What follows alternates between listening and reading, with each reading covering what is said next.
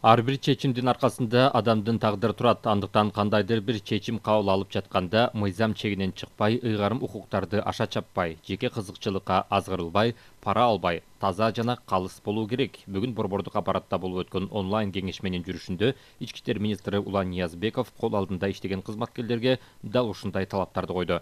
Айтымында туура эмес кабыл алынган чечимдер бир күнү болбосо бир күнү ачыкталып, эл алдында эле эмес, жеке абирдин алдында уят болуп калуу коркунучу бар. Андыктан ар бир жетекчи айтылган эскертүүдөн жыйынтык чыгарып, өздүк курамдын мыйзам чегинде иштөөсүн камсыздап, жетекчи деген макамды туура сакташы зарыл.